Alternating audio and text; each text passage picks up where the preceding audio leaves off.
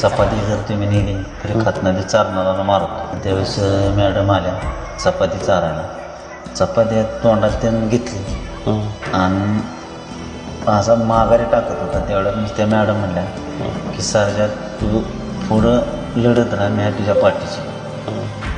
मला मी जाता मी सगळं हे करणार. तर त्यानं परत बायला हा चपाती 2 खाल्ली आणि मॅडम डोक्याला हात फिरून मॅडमला दिला. नाही तर असा तो इसण्याला एवढा उशीर धरून कधीच उभा राहा नाही धरून.